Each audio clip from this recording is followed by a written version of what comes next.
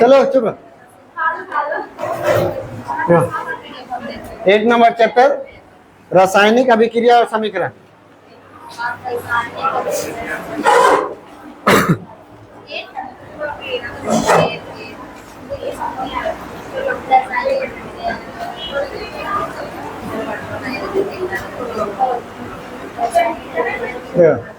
जब रासायनिक अभिक्रिया होता है तो ऐसे नॉर्मली हम लोग क्या करते हैं, 2 तरह का परिवर्तन देखते हैं। एक होता है भौतिक परिवर्तन और एक होता है रासायनिक परिवर्तन। भौतिक परिवर्तन क्या होता है, मान लो कि कोई भी चेंजिंग किए और वापस उस अवस्था में ला सके तो वो क्या है, भौतिक परिवर्तन। लेकिन रासायनिक परिवर्तन क्या होता है कि अगर उसको दूसरे फॉर्म में लाएं और फिर वो रिटर्न ना आए उस फॉर्म में, तो वो क्या हो जाएगा, रासायनिक परिवर्तन। जैसे मान लो कि हम लोग जैसे मान लो खाना बनाए, अच्छा चावल जो है वो मतलब कि सिजाए हैं तो भात बन गया, तो वो क्या है, वो भौतिक परिवर्तन, रासायनिक भौतिक परिवर्तन। उसको फिर से सुखाएंगे तो चावल बन जाएगा। बहुत लोग सुखाता है तो ऐसे भी सूख जाएगा, खा जाइएगा तब नहीं सूखेगा। हाँ रासायनिक हो गया, भौतिक हो गया वो तो सिर्फ। हाँ अरे फिर सुखा दीजिए फिर से बन जाएगा भाई। क्या आप लोग बोल रहे हैं, चावल बनाने के बाद उसमें क्या होता है, तो उसमें हीट होने के कारण उसमें पानी एब्जॉर्ब कर लेता है, और उसको पानी सुखा दीजिए तो चावल बन गया।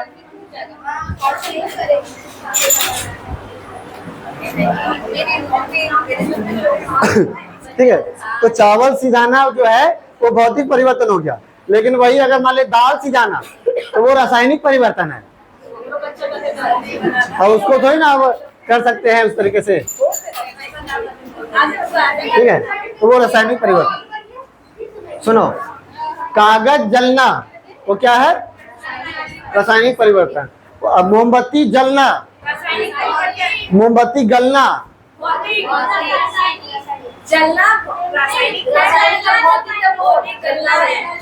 मोमबत्ती गला करके फिर से मोमबत्ती बना सकते हैं कि नहीं? हाँ, मोमबत्ती गला के ही मोमबत्ती बनता है। तो फिर बर्थडे बन जाएगा। क्या चीज, मोमबत्ती जलना, तो जलने के बाद जब हवा में उड़ गया तो उसको कैसे फिर मोमबत्ती बनाइएगा? अच्छा टोटल मिल जाता है जितना जल मोमबत्ती शुरू में रहता है सो,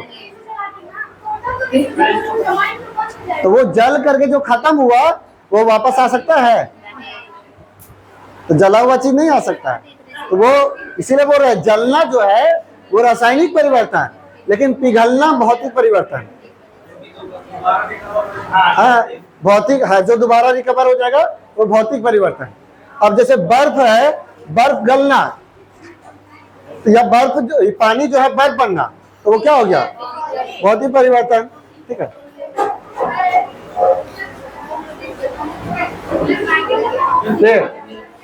कपूर का उर्ध्वपातन यानी कपूर उड़ना। जैसे मान लो कि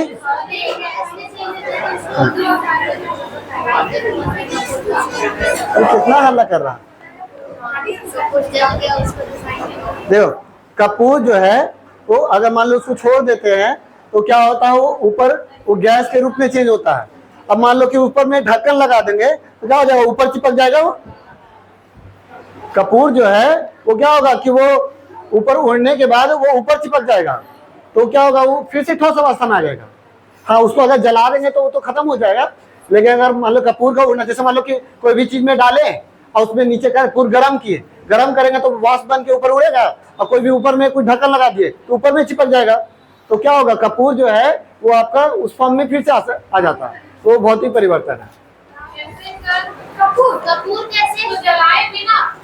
बिना, जैसे मान लो कि उसको कोई बर्तन में डाले, हाँ, अब ऐसे जला देंगे तो खत्म हो जाता है, तो फिर कहाँ से आएगा? हाँ, वो केमिकल हो जाएगा। हाँ, ऐसी खुला में रखा हुआ रहेगा, वो धीरे धीरे तब भी उड़ता है। और अगर उसको ढक्कन में पैक करके रखिएगा, अगर उड़ेगा तो ऊपर में जमेगा। सिंपल सा बात ये, तुरंत थोड़ी ना उड़ता है वो।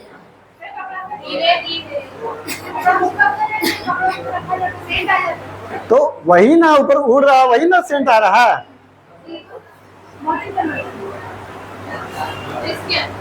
जितना कपड़ा में सेंट आया ना, वो सब सेंट को एक जगह जमा कीजिएगा तो कपूर बन जाएगा। अब वो बोल रही है उस तरीके से, तो है वो तुम नहीं समझेगा, वो टेक्निक दूसरा होता है। सिर्फ सानिया जानती है। देखो, तो ये हो गया रासायनिक परिवर्तन। अब जैसे दूध से दही बनना, क्या है? रासायनिक, भौतिक है। क्या दही से दूध बना सकते हैं? नहीं ना, तो वो क्या है? फिर उसके बाद कपूर का जलना, तो क्या है? अब फिर उसके बाद हम लोग खाना जो है डाइजेस्ट करते हैं, वो भी रासायनिक। फिर उसके बाद ईंधन का जलना, रासायनिक परिवर्तन है। उसके बाद देखो अभिकारक और उत्पाद। तो अभिकारक क्या होता है? तो रासायनिक अभिक्रिया में लेने वाले जो पदार्थ जो भाग लेते हैं ना, नहीं पढ़ना है? रासायनिक अभिक्रिया में जो भाग लेता है वो अभिकारक कहलाता है, और जो बन करके निकलता है वो उत्पाद कहलाता है। ठीक है, तो जैसे कि उत्पाद क्या है? तो अभिकारकों में रासायनिक अभिक्रिया के फलस्वरूप उत्पाद बनता है। जैसे कि एग्जांपल दिया हुआ है, देखिए सोडियम और क्लोरीन। तो सोडियम और क्लोरीन जो है ये रासायनिक अभिक्रिया में भाग ले रहा है, तो ये क्या है आपका? अभिकारक। ये दोनों क्या है? और उसके बाद ये जो बना वो क्या हो गया? उत्पाद हो गया। अब देखो उसमें अब अभिक्रिया जो होता है वो दो तरह का होता है, एक होता है ऊष्माक्षेपी और एक होता है ऊष्माशोषी। बंद करो, बहुत चिल्लाना पड़ रहा। देखो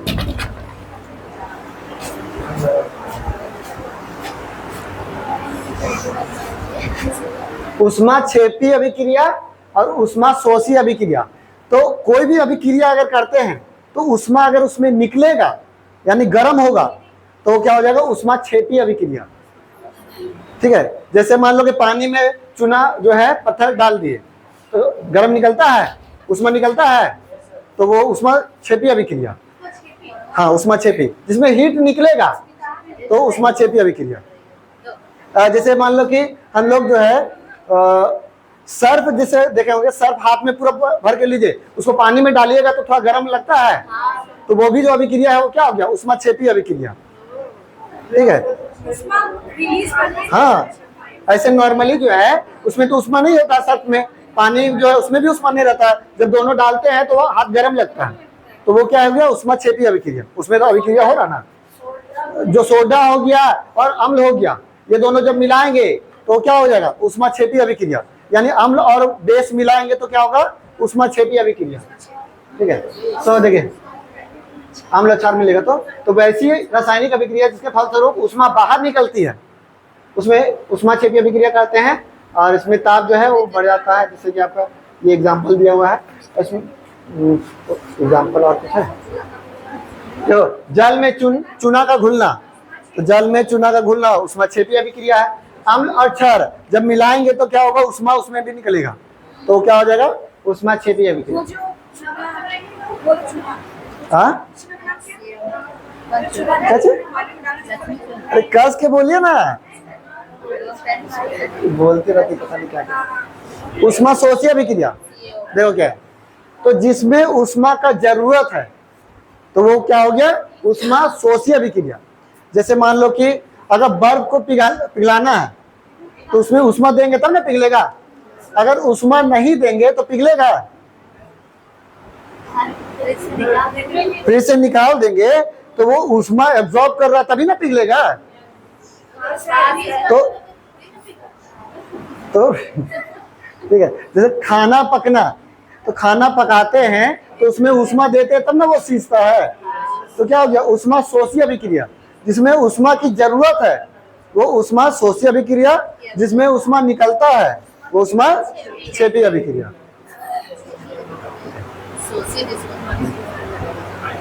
अब देखो विस्थापन अभिक्रिया और द्विविस्थापन अभिक्रिया। देखो विस्थापन अभिक्रिया, ये तो एग्जांपल है, इतना खतरनाक दिया है ना कि कहना नहीं। जब भी हम लोग क्या होता है कि जैसे जिंक, ठीक है, और सल्फ्यूरिक अम्ल, जिंक है और H2SO4 किसका फॉर्मूला होता है? सल्फ्यूरिक अम्ल का फॉर्मूला क्या होता है जी? अबरी ने बताया तो बाहर कर देंगे तुमको, सुन लेना अभी। H2SO4 जो है वो तुम्हारा सल्फ्यूरिक अम्ल का फॉर्मूला होता है। तो जिंक और सल्फ्यूरिक अम्ल जब दोनों मिलाएंगे तो क्या होता है कि जिंक जो है वो सल्फर डाइऑक्साइड के साथ अभिक्रिया कर लेता है और हाइड्रोजन गैस बाहर निकल जाता है। तो जब भी हम लोग का जब अभिक्रिया कर रहा है तो एक को ले करके दूसरा को बाहर हटा दिया तो वो क्या हो जाएगा, वो आपका विस्थापन अभिक्रिया हो गया। यानी एक वो आकर के एक वो चला गया। देखो एग्जाम्पल बहुत मस्त दिया हुआ है। अभिषेक बच्चन और सलमान खान, ऐश्वर्या राय, ये दोनों साथ में थी पहले। अभिषेक बच्चन अकेला था, जब ये आया तो अभिषेक बच्चन और ऐश्वर्या राय का शादी हो गया, सलमान खान अकेले हो गया। देखो जो बढ़िया से रहेगा या जो मतलब कि उसको लगेगा कि हाँ वो कंफर्टेबल है तो वो ताकतवर है। अब जैसे मान लो कि किसी के साथ घूम रहा है, उधर से अपाची लेकर के आया तो यार वो ताकतवर है।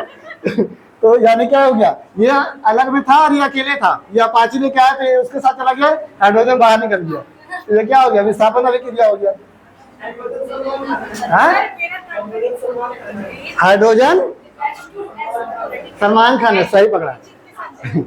हाइड्रोजन सलमान खान है, ठीक है। उसके बाद जिंक और ये तुम्हारा कॉपर सल्फेट है ना, तो जब जिंक और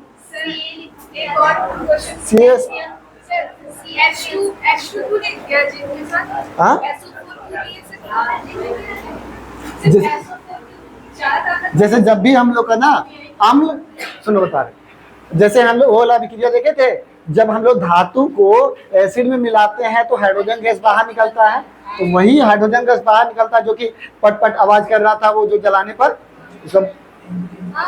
तो जब भी हम लोग का अम्ल मतलब कि जो धातु है वो जैसे क्या करेगा आपका, जैसे ये सोच सकते हैं कि आपका जैसे इसको जितना भी हम लोग का जरूरत है, मतलब कि बाहर में इलेक्ट्रॉन्स का या इसके साथ में, तो इसी के साथ बढ़िया से मिलकर के अभिक्रिया करेगा और ये जो है वो बाहर निकलेगा, क्योंकि H2 जो है वो सिंगल रह सकता है, समझे।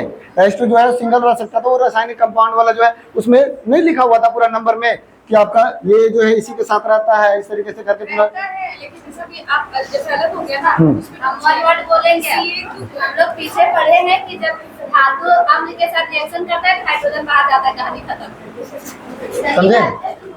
और इसके टेबल देखो 1 तो जिंक जो है, तो जिंक अब देखो ये धातु है तो धातु धातु के साथ अभिक्रिया करेगा, ये सल्फर डाइऑक्साइड क्षार के साथ में करेगा या फिर इसके साथ में कर करके अम्ल के साथ, सॉरी ये तुम्हारा सल्फर डाइऑक्साइड जो है वो अम्ल है ना, तो इसके साथ अभिक्रिया किया, कैल्शियम बाहर निकल गया। फिर तुम्हारा फेरिस जो है वो तुम्हारा कॉपर सल्फेट के साथ अभिक्रिया किया तो फेरिस सल्फेट बन गया, कैल्शियम बाहर निकल गया। अब देखो अभिक्रिया, तो ये याद रखना सिंपल सा कि जैसे इसमें दो गो है हाइड्रोजन और सल्फर डाइऑक्साइड और ये अकेला है, तो ये जब इसके साथ आएगा तो एक को बाहर निकाल दिया, एक को साथ में मिल गया, तो होता है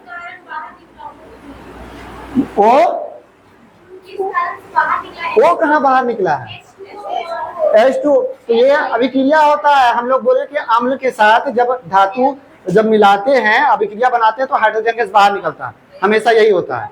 ये NCERT में पूरा लाइन पे लाइन लिखा हुआ है। हाँ, तो जिंक के साथ सल्फेट बन गया, जैसे हम लोग का जैसे सोडियम, तो सोडियम के साथ क्लोराइड बनता है ना, तो वो जाके वो मेकअप करता है ना, तो ये जो है जिंक वो सल्फर डाइऑक्साइड के साथ मेकअप करेगा और हाइड्रोजन को अलग कर देगा। धीरे धीरे बात मुझे जाना है, लोहा है, हाँ, एसिड के साथ रिएक्शन करेगा, जो बचा वो बाहर निकल बचे वो बाहर निकल जाए। यहाँ हम लोग को ये नहीं देखना, अभिक्रिया नहीं देखना, हम लोग को ये देखना है कि एगो इसके साथ आएगा और एगो बाहर निकलेगा, उसी को हम लोग विस्थापन अभिक्रिया बोलते हैं। हम लोग को ये नहीं देखना है कि किसके साथ क्या काहे हो रहा नहीं हो रहा, वो सब नहीं देखना है। हमको ये देखना है कि जिंक के साथ देखो ये डबल था, ये सिंगल था, एगो इसके साथ आया और एगो बाहर निकल गया, उसी को विस्थापन अभिक्रिया बोलते हैं।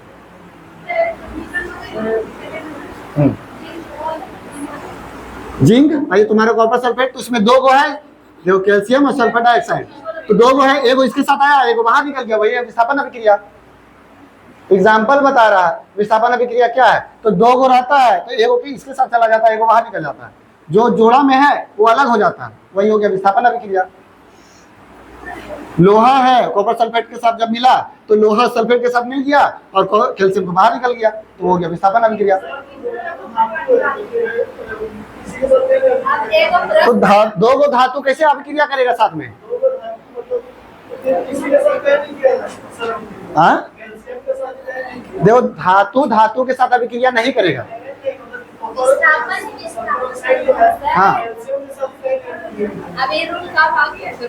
बता रहे सुनो, बता रहे जैसे जब भी हम लोग का ये सब रहता है ना, तो किसके साथ ज्यादा रिएक्शन करेगा, समझो। जैसे मान लो कि कैल्शियम सल्फेट तो ये रिएक्शन किया हुआ है, अब मान लो कि जब लोहा लाते हैं तो लोहा के साथ ये ज्यादा रिएक्शन कर सकता है, तो यही है तुम्हारा जो अभिक्रिया में ना कौन जो है ज्यादा रिएक्शन करता है, तो ये लोहा जो है वो सल्फर डाइऑक्साइड के साथ ज्यादा रिएक्शन कर सकता है। जैसे हम लोग जब सांस लेते हैं तो हम लोग क्या क्या लेते हैं, नाइट्रोजन, तुम्हारा ऑक्सीजन, कार्बन डाइऑक्साइड, ये सब लेते हैं। और जब हम लोग सांस लेते हैं तो कभी कभी क्या होता है कि जब धुआं होता है, जो तुम्हारा सिगरेट का धुआं, वो कैसे क्या होता है, कार्बन मोनोऑक्साइड होता है, CO होता है ना। तो जब हम लोग सांस लेते हैं तो वो आपका सिगरेट भी जब लीजिएगा तो वो ऑक्सीजन ना लेकर के कार्बन मोनोऑक्साइड लेने लगता है। तो क्यों? क्योंकि हम लोग का ब्लड को जो है कार्बन मोनोऑक्साइड ज्यादा पसंद है, वो ज्यादा रिएक्शन करेगा और ऑक्सीजन कम रिएक्शन करेगा। इसीलिए जब हम लोग सब सिगरेट पीने लगते हैं तो ऑक्सीजन निकलने लगता है और मोनोऑक्साइड जाने लगता है, समझे। या फिर जो गाड़ी का जो धुआं होता है, तो गाड़ी का धुआं भी मोनोऑक्साइड छोड़ता है। तो जब हम लोग सांस लेते हैं तो मोनोऑक्साइड को हम लोग ऑक्सीजन को साइड करके मोनोऑक्साइड लेने लगता है। क्यों? क्योंकि हम लोग का ब्लड जो है ऑक्सीजन से ज्यादा मोनोऑक्साइड को पसंद करता है। उसी तरीके से तुम्हारा कैल्शियम और सल्फर डाइऑक्साइड, तो ये दोनों का अभिक्रिया किया हुआ है। जब इसको लाए, बोले ना कि अब जब जैसे सलमान खान, ऐश्वर्या राय, ये दोनों है, अब ये आया अभिषेक बच्चन, तो अभिषेक बच्चन को ज्यादा पसंद कर रहा है, इसीलिए ये दोनों साथ हो गया, वो अलग हो गया।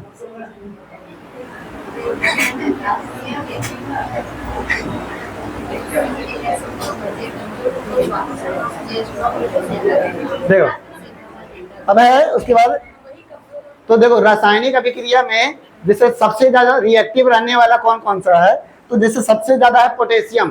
पोटेशियम जो है बहुत ज्यादा रिएक्टिव होता है, मतलब कि पानी में डालो इतना, जैसे सोडियम का तो दिखाए थे, तो पोटेशियम उससे ज्यादा होता है। वो जो जैसे सोडियम हमको लगता है कि 1 किलो हमको लगता है 400-500 में मिल जाएगा, लेकिन पोटेशियम जो है ना वो 3-4 हजार में मिलेगा। वो तुम्हारा 200 ग्राम हमको लगता है 1-2 हजार में लगेगा पोटेशियम का, क्योंकि बहुत ज्यादा रिएक्टिव होता है। ठीक है, तो सबसे ज्यादा रिएक्टिव क्या होता है, पोटेशियम। उसको खुला छोड़ोगे तुरंत आग लग जाएगा, ऐसे खुला छोड़ दोगे ना आग लग जाएगा। एगो ये देखा है क्या बोलते हैं, तो दोनों का ना चाकू से काट सकते हैं, सोडियम पोटेशियम दोनों। एगो हाँ ये क्या बोलते हैं, एक रील्स देखा होगा, एक बाबा रहता है जो गोईठा को ना ऐसे से टकरा के और वो आग लगा देता है।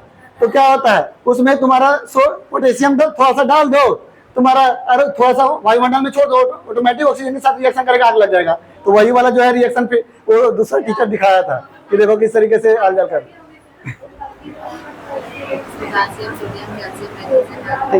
तो पोटेशियम सबसे ज्यादा रिएक्टिव होता है, उसके बाद सोडियम भी रिएक्टिव होता है, तो फिर कैल्शियम भी रिएक्टिव होता है, मैग्नीशियम, और धीरे धीरे जो है ना वो सबसे कम रिएक्टिव। और सबसे कम रिएक्टिव किसमें होता है, Au यानी कि सोना, Au यानी कि सोना।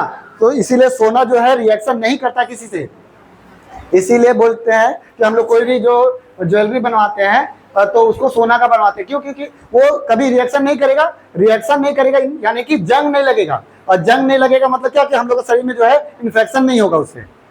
अगर वही लोहा का पूरा पहन लोगे तो वो काने में जंग लग जाएगा, पूरा पका देगा कान को। समझे बात को।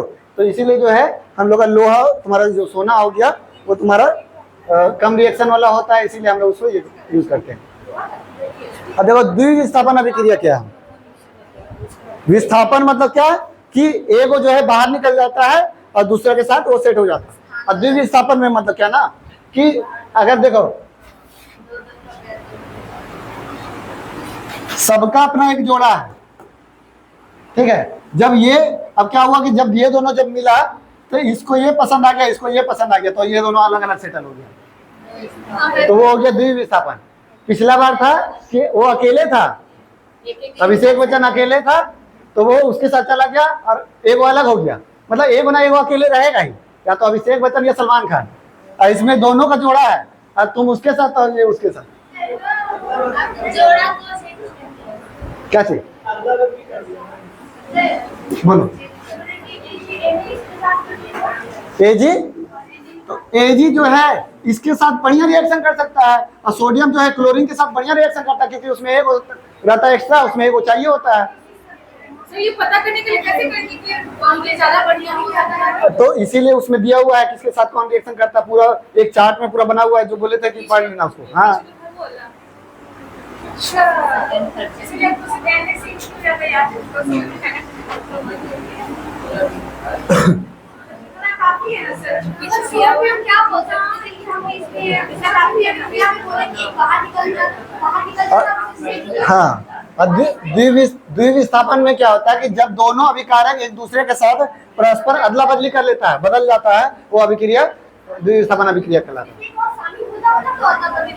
दोनों के पास डबल डबल है, सबका अपना जोड़ा है, उसमें एक वो सिंगल था, इसमें दोनों जोड़ा जोड़ा है। उसके बाद है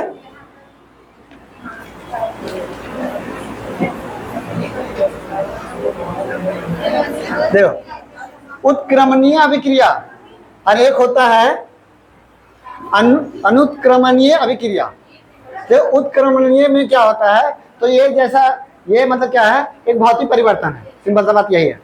उत्क्रमणीय मतलब क्या है, भौतिक परिवर्तन, यानी कि अगर उसको चेंज किए तो वापस उसमें ला सकते हैं, ठीक है। तो ये क्या है, भौतिक परिवर्तन की तरह काम करता है। और अनुत्क्रमणीय जो है वो रासायनिक परिवर्तन, यानी उसको बदल दिए तो वो वापस नहीं आ सकता। जैसे उत्क्रमणीय मतलब उसमें क्या, जैसे पानी से बर्फ बना सकते हैं, बर्फ से पानी बना सकते हैं, तो वो भौतिक परिवर्तन हो गया। तो ये क्या है, उत्क्रमणीय। तो जहां पर भौतिक परिवर्तन है ना, यहाँ पर उत्क्रमणीय भी लिख सकते हैं, तो लिखे भी परिवर्तन यहीं पर लिख सकते हैं कि भौतिक परिवर्तन में उत्क्रमणीय और अनुत्क्रमणीय। रासायनिक परिवर्तन जैसे कार्बन और ऑक्सीजन जब दोनों मिलाए तो कार्बन डाइऑक्साइड बना, तो अब उसको अलग कर दीजिएगा। जब उसको अलग कर ही देते ना, हाँ, पानी से बर्फ, बर्फ से पानी। हाँ, मैग्नीशियम ऑक्साइड, तो जैसे मैग्नीशियम और ऑक्सीजन, तो ये मैग्नीशियम क्या है, धातु, ऑक्सीजन गैस है, ये दोनों मिला है तो मैग्नीशियम ऑक्साइड बना। वो तुम्हारा जैसे चूना पत्थर होता है उस तरीके से मैग्नीशियम ऑक्साइड होता है। तो ये भी तो बैलेंस करना था सर, देखिए वो हाँ हाँ, वो बैलेंस ले आगे पड़ेगा। ठीक है। आप वर्जन में क्या बोले सर, प्रीमियम उत्क्रमणीय मतलब कि भौतिक परिवर्तन, अनुत्क्रमणीय मतलब रासायनिक परिवर्तन। और भौतिक परिवर्तन जानते हैं, रासायनिक परिवर्तन जानते हैं। हाँ, और अनुत्क्रमणीय मतलब रासायनिक परिवर्तन क्या, कैसे, जैसे वही आपका जैसे मोमबत्ती का जलना, तो जला दिए तो जला हुआ मोमबत्ती वापस आ सकता है। बिल्कुल बिल्कुल। हाँ, अरे तो अब क्वेश्चन में आ जाएगा कि जो है कौन सा अनुत्क्रमणीय है अभिक्रिया है। हाँ, क्या चीज बोल रहे हैं। हाँ, CO प्लस O2 को CO2 बनाए, अब CO2 को CO और O2 बना सकते हैं, नहीं बना सकते हैं। अगर ऐसा बना लेते ना तो फिर हम लोग का जो है ना, जितना भी वायुमंडल में कार्बन डाइऑक्साइड भरा हुआ है और हम लोग बोलते हैं पेड़ लगाओ तभी जाकर के ठीक होगा, तो वो पेड़ लगाने की जरूरत नहीं पड़ता। वायुमंडल में डायरेक्ट ऑक्सीजन में परिवर्तन करके कार्बन का यूज करके हम लोग, कार्बन कंपाउंड का यूज करके हम लोग बहुत सारा चीज बना लेते हैं।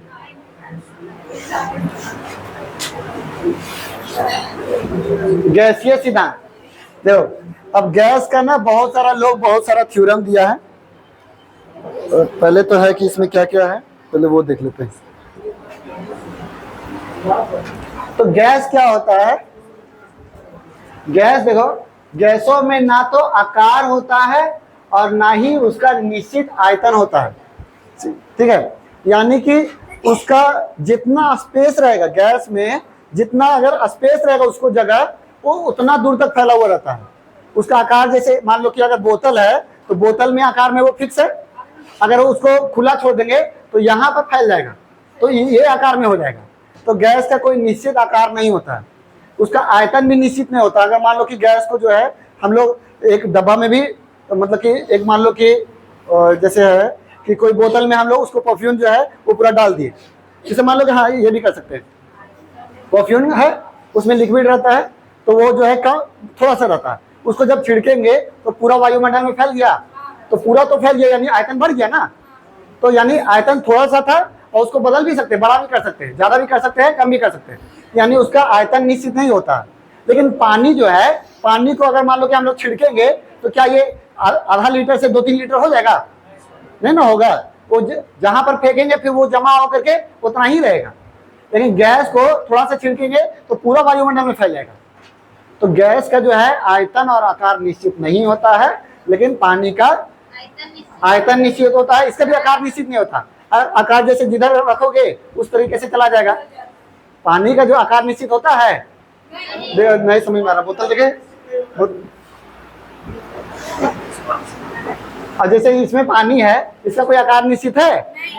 ये ऐसे हो जा रहा, फिर ऐसे हो जा रहा, आकार निश्चित नहीं ना है। तो इसका आकार निश्चित नहीं है, लेकिन अगर मान लो इसको जितना फेंकेंगे तो जितना पानी है उतना ही पानी रहेगा, जो बढ़ जाएगा उतना ही रहेगा, यानी आयतन निश्चित है, ठीक है। लेकिन अगर मान लो यही अगर गैस रहता, अगर गैस को छिड़कते थोड़ा सा तो ये तो पूरा वायुमंडल में फैल जाता है, तो इसका आयतन भी बढ़ सकता है और आकार तो ऐसे बदलेगा ही, आकार तो बदलेगा ही ना। तो इसीलिए आकार और आयतन ये दोनों अनिश्चित है गैस में, लेकिन द्रव में आयतन निश्चित है लेकिन आकार निश्चित नहीं है, ठीक है। तो गैस में क्या होता है? गैसों में ना तो आकार होता है और ना ही उसका निश्चित आयतन होता है। गैसों के अणुओं के बीच लगने वाला आंतरिक बल, आकर्षण बल बहुत कम होता है, जिस कारण से गैस जो है परमाणु एक दूसरे से निकलते हैं। देखो, अब जैसे हम लोग पढ़े थे परमाणु वाला में, तो परमाणु का एक स्ट्रक्चर था, है ना। जो धातु हम लोग सोना में देखे थे, तो एक पूरा क्रम में बैठाया हुआ था सोना, और वो पूरा चिपका हुआ था। तो क्या होता है ना, परमाणु का आपस में एक आकर्षण बल होता है और वो एक दूसरे को खींच कर रखता है। जैसे लोहा है ठोस, तो वो ठोस क्यों है?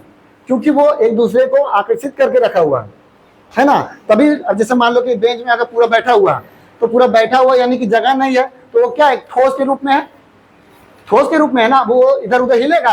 अगर पूरा जगह फिक्स है, अगर पूरा ज्यादा से ज्यादा बैठ गया तो वो फिक्स हो गया, यानी कि वो बदल नहीं सकता। तो इसीलिए तुम्हारा जो है, तो इसमें जो है जब जितना ज्यादा क्लोज रहोगे उतना आकर्षण बल रहेगा, और जितना तुम्हारा कम रहोगे उतना क्या रहेगा, वो दूर दूर जाएगा। जितना ज्यादा रहेगा उतना खींचेगा और जितना कम रहेगा उतना दूर दूर जाएगा। तो इसीलिए गैस में क्या होता है, बहुत कम होता है, उसमें परमाणु जो है, ऐसे समझ सकते हैं, मान लो कि ये लोहा है, तो इसमें परमाणु जो है ऐसे करके सजाया जाता है। तो ये जो है पूरा चिपका हुआ है, तो ये दोनों सब में जो है आकर्षण बल बहुत है, मतलब ये सब एक दूसरे को पकड़ के रखा हुआ है। तो इसीलिए बेंच जो है वो हिलता डुलता नहीं है, लोहा ठोस होता है। अगर वही तुम्हारा द्रव, तो उसमें क्या होता है ना, उसका परमाणु जो है थोड़ा थोड़ा दूर रहता है, इसीलिए वो क्या होता है, वो थोड़ा थोड़ा हिलता है, यानी उसका आकार निश्चित नहीं होता है। लेकिन हाँ, इसमें इतना बल रहता है जो ये एक दूसरे को खींच के रखता है। हम लोग पानी को खुला छोड़ देंगे तो उड़ तो नहीं जाएगा, यानी उसमें इतना पावर रहता है कि वो एक दूसरे को खींच के रखता है, वो जमा करके रखता है। लेकिन गैस को देखोगे ना, तो गैस जो है वो तुम्हारा बहुत दूर दूर रहता है, तो इसमें तो पावर है ही नहीं खींचने का। इसीलिए क्या होता है ना, अपने ऊपर ऊपर उड़ने लगता है, इसीलिए बाहर की ओर भागता है। इसीलिए क्या होता है कि हम लोग का इसमें जो है, जिस कारण से ये गैसों में परमाणु जो है दूर दूर होने के कारण ये क्या होता है, इसमें आकर्षण बल बहुत कम होता है। तो पानी को गर्म कर देते हैं तो तो उसमें तुम्हारा क्या होता है ना, उसमें प्रेशर बढ़ने पर वॉल्यूम कम होता है। वो अभी हम लोग आगे पढ़ेंगे अभी, ठीक है, टेम्परेचर ही सब होता है। अच्छा वो गैस का फॉर्म, तो गैस जो है एक परमाणु वाला भी गैस होता है, दो परमाणु वाला भी होता है, तीन परमाणु वाला भी होता है, बहु परमाणु वाला भी होता है। एक परमाणु जैसे कि जो रिएक्शन नहीं करता है, कौन कौन रिएक्शन नहीं करता है? जो अक्रिय गैस होता है, जो पीरियोडिक टेबल के आखिरी में भरा होता है, कौन कौन सा होता है?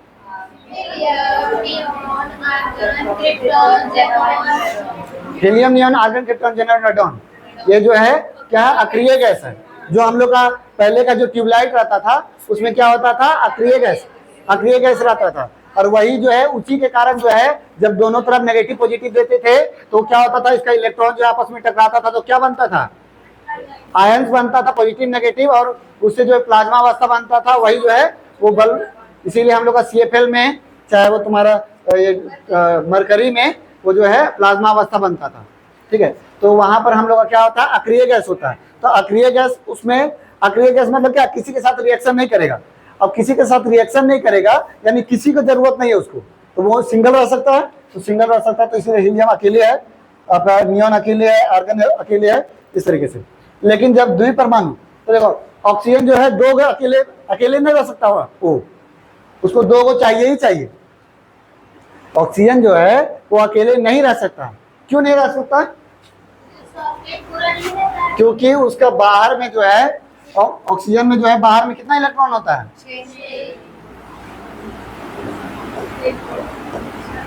तो अब 6 गो है, और इसको बाहर में अगर मतलब कि रिएक्शन ना करे उसके लिए कितना होना चाहिए? 8 होना चाहिए। तो 2 कम है, तो फिर एक बार मान लो ऑक्सीजन रहेगा, एक बार ऑक्सीजन रहेगा तो इसका भी बाहर में 6 गो है। तो अगर ये 6 गो है, ये इसको यूज कर लेगा और ये इसका यूज कर लेगा।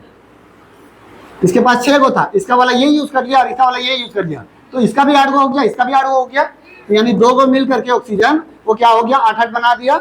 जब दोनों मिलकर के 8 बना दिया तो यानी कि अब वो संतुष्ट हो गया, यानी कि वो अकेले रह सकता है। यानी कि जब 2 गो रहेगा तब अकेले रहेगा तो फिर वो रिएक्शन किसी न किसी के साथ में कर देगा। इसीलिए O2 हमेशा रहता है। क्लोरीन Cl2 ये हमेशा डबल रहता है। हाइड्रोजन कभी भी सिंगल नहीं रहेगा, वो H2 होता है। हाँ, तो वो तो आप रटने वाला चाहिए। इतना बार इसे पढ़ रहे हो तो उसको याद करना कि इतना चेक करोगे कि अकेले रहेगा कि नहीं। हाँ,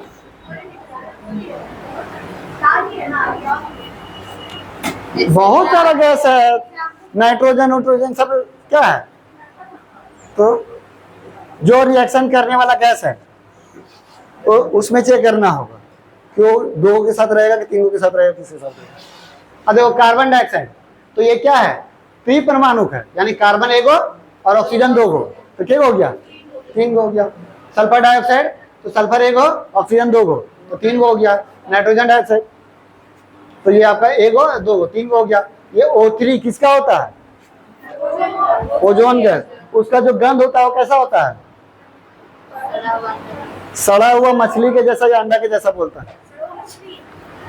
हाँ, अरे ये क्वेश्चन आता है। हाँ, हाँ?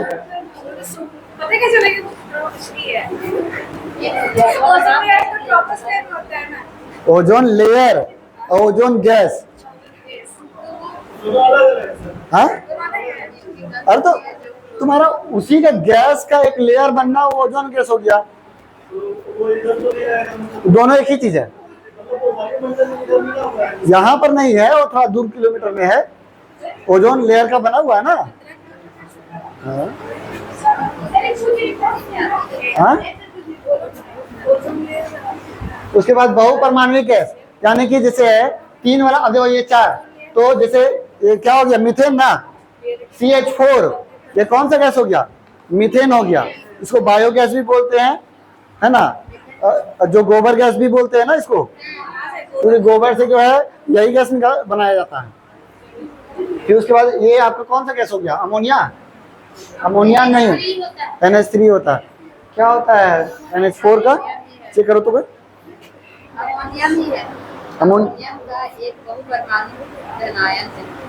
अमोनियम गैस ही है। अमोनिया तो लेकिन NH3 होता है। अमोनिया ठीक है, तो यानी सिंपल सा बात है कि इसमें कार्बन 4 गो है तो वो बहुपरमाणु हो गया, ये भी 4 गो है, बहुपरमाणु हो गया। तो ऐसा गैस नहीं, परमाणु 4 यानी कार्बन का 1 गो और हाइड्रोजन का 4 गो, तो ये 5 गो हो गया ना, इसमें 5 गो हो गया। हाँ, अमोनियम आयन है ना। ठीक, अब देखिए आदर्श गैस क्या होता है। हाँ, वैसा गैस जो दीवार मतलब कि बर्तन की दीवारों पे जो है किसी भी प्रकार का बल या फिर दाब या फिर बल ना लगाए, वो आदर्श। अच्छा, ऐसा कोई भी गैस नहीं है जो आदर्श गैस है, समझो बात को, कोई भी गैस आदर्श गैस नहीं है। हाँ, मीथेन, हाँ, methane, ethane, propane, butane, pentane होता है ना, हेक्सेन। तो आदर्श गैस जैसे है। अच्छा, कोई भी ऐसा गैस है जिसको बैलून उसमें भरेंगे तो बैलून नहीं फूलेगा? कोई भी ऐसा गैस है जो बैलून में वो गैस भरेंगे तो बैलून नहीं फूलेगा? हाँ, देखो ऐसा लड़का नहीं पूछता है। अब बैलून में अगर छेदा कर देंगे तो वो कैसे फूलेगा?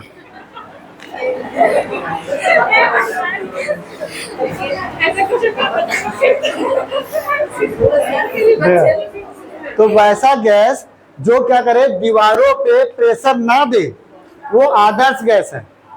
ठीक है, तो ऐसा कोई भी गैस नहीं है जो दीवारों पर प्रेशर ना दे। कोई भी गैस अगर डालेंगे तो वो दीवारों पर प्रेशर देगा ही, लेकिन क्या होता है कि कोई कम प्रेशर देता है, कोई ज्यादा प्रेशर देता है। तो उस तरीके से देखें, बहुत कम दाब तथा उच्च तापमान, जैसे आपका कार्बन डाइऑक्साइड, बहुत कम दाब और उच्च तापमान पर कार्बन डाइऑक्साइड। जैसे देखें, अब मान लो क्या होता है,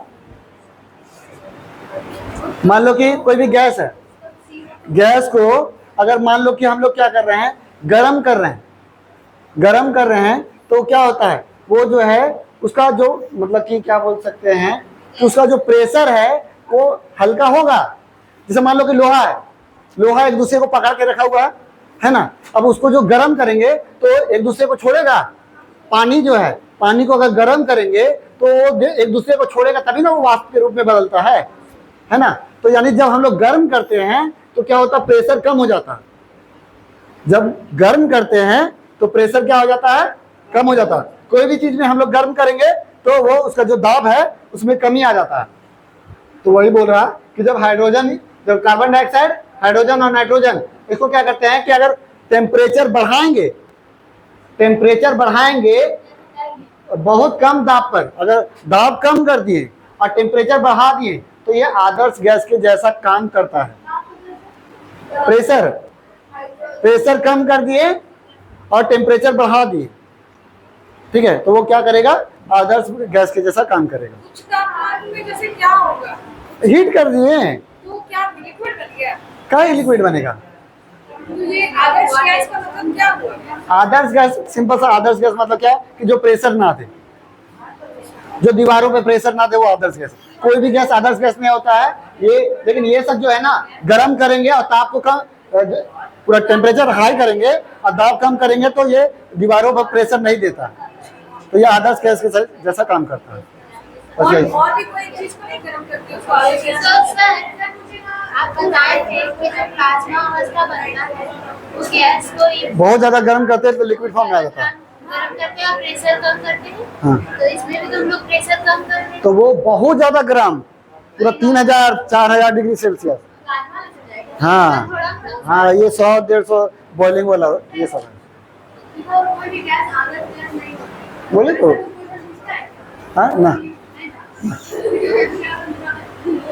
कुछ दिन कुछ सकता है। उसके बाद वास्तविक गैस, रियल गैस जो नॉर्मली हम लोग देखते हैं, तो वैसा गैस जो बर्तन मतलब कि जो भी बर्तन होता है उसके दीवारों पे बल या फिर दाब वो आरोपित करे, वो वास्तविक गैस कहलाती है। जैसे कि सभी मतलब कि जो गैस होती है वो वास्तविक गैस, जो भी गैस है उसको बैलून में डालेंगे तो वो तो फूलेगा ही, तो प्रेशर तो बनेगा ही, तो वो क्या हो गया, रियल गैस हो गया।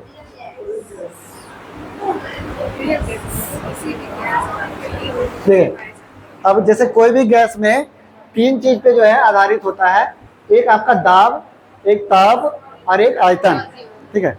यही तीनों पे हम लोग का पूरी आधारित होता है। जैसे कि देखिए, अब कुछ साइंटिस्ट है वो अपना अपना क्या दिया है, तो ये थ्योरम दिया है या फिर आपका लॉ दिया है। तो पहला क्या बोलता है, चार्ल्स का नियम, किसी भी गैस का आयतन उसके तापमान के समानुपाती होता है। इसका मतलब क्या है कि गैस का जो आयतन, अगर टेम्परेचर बढ़ाएंगे तो आयतन भी बढ़ेगा, ठीक है। समानुपाती मतलब क्या, कि उसके साथ वो भी बढ़ेगा। जैसे कि आपका देखिए, अगर मान लो कि कोई भी गैस को अगर गर्म करते हैं तो वो और फैलेगा, है ना। कोई भी चीज को अगर गर्म कीजिएगा तो फैलेगा ही, है ना। तो तापमान जब ज्यादा देंगे तो आयतन भी बढ़ेगा। जब इसके साथ वो भी बढ़ रहा तो वो क्या होता है, समानुपाती होता है, ठीक है। तो ये जो है चार्ल्स नियम क्या बताया है कि आपका आयतन, जब भी हम लोग का क्या होता है कि आयतन और तापमान जो है वो दोनों एक दूसरे का समानुपाती होता है। लेकिन उसमें जो है दाब को नियत रखा जाए। नियत मतलब क्या, कि जैसे देखिए, अगर मान लो कि हम लोग नॉर्मली एक बर्तन जो है, एक बर्तन में मान लो कोई भी गैस लिए,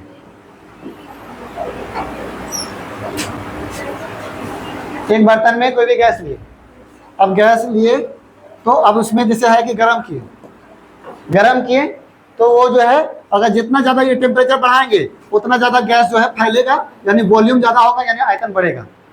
अब बोलेंगे कि यहाँ से जितना बढ़ा रहे हैं, यहाँ पर एगो लोहा का प्लेट डाल दिए, अब पूरा प्रेशर दे रहे हैं, तो प्रेशर डालेंगे तो वो बढ़वे नहीं करेगा, वो आयतन निकलना चाहेगा वो तो निकलने ही नहीं देगा। तो इसीलिए हम लोग को प्रेशर नहीं होना चाहिए, तब जाकर के जब टेम्परेचर देंगे तो वॉल्यूम बढ़ेगा, है ना। तापमान बढ़ाएंगे तब आयतन बढ़ेगा। अगर प्रेशर देंगे तब फिर वो अलग हो जाएगा। तो इसीलिए है,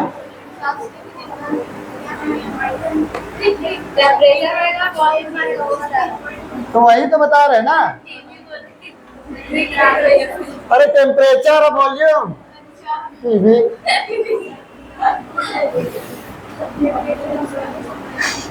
चार्ल्स टीवी देख रहा है। टेम्परेचर और वॉल्यूम, ठीक है। तो आयतन के साथ जो है जितना टेम्परेचर बढ़ेगा उतना वॉल्यूम बढ़ेगा। ये कौन बताया है, अब इसी का न्यूमेरिकल्स आता है?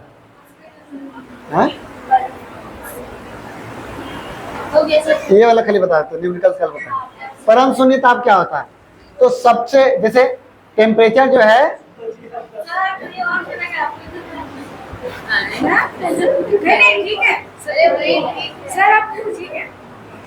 टेम्परेचर जो है, अच्छा मैक्सिमम टेम्परेचर कितना होता है, 373 डिग्री भी होता है, क्या होता है? मैक्सिमम टेम्परेचर क्या होता है, मतलब गर्म जो है, कोई भी चीज को गर्म कर सकते हैं, तो कितना ज्यादा गर्म कर सकते हैं, अनंत अनंत कर सकते हैं। प्लाज्मा 3000 में प्लाज्मा होता है। जो सूर्य का जो अंदर का भाग है वो कितना टेम्परेचर रहता है उसका, 6000 रहता है। अंदर वाला 15 करोड़ के आसपास में टेम्परेचर होता है, डिग्री सेल्सियस। बाहर का स्ट्रक्चर, बाहर का ऊपर वाला जो ब्लैक धब्बा दिखता है, हाँ।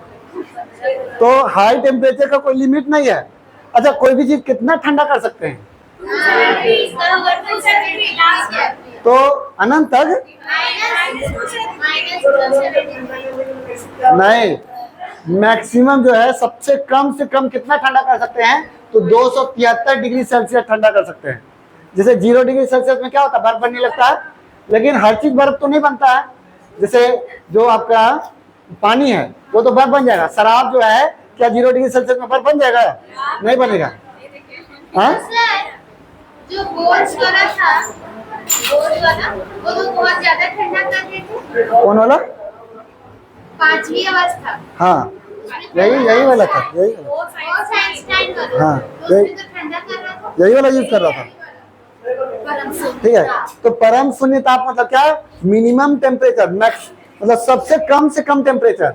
तो सबसे कम से कम टेम्परेचर कितना होता है, -273 डिग्री सेल्सियस। इसको केल्विन, अब देखो टेम्परेचर को 3 तरीके से मापते हैं, फ़ारेनहाइट, केल्विन और सेल्सियस। जैसे हम लोग को बुखार लगता है तो कितना हो जाता है शरीर, बॉडी टेम्परेचर 120 130 ऐसे होता है ना।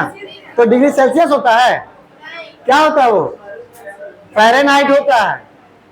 जो बुखार लगता है तो फ़ारेनहाइट 37 डिग्री सेल्सियस हम लोग का टेम्परेचर रहता है, तो 102 हो जाएगा, 100 रहेगा तो खोलने लगेगा।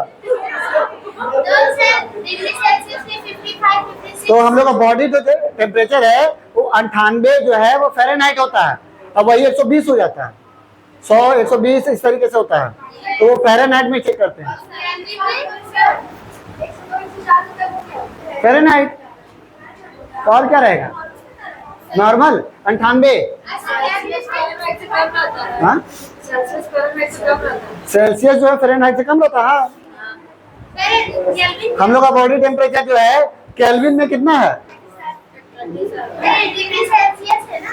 केल्विन में कितना है, 310 केल्विन, 310 केल्विन में है, 98 फ़ारेनहाइट में है और 37 डिग्री सेल्सियस है। हाँ, आदमी का सेम ही होता है, पक्षी उच्ची का अलग होता है, वार्म ब्लड, कोल्ड ब्लड। तो कट करोगे।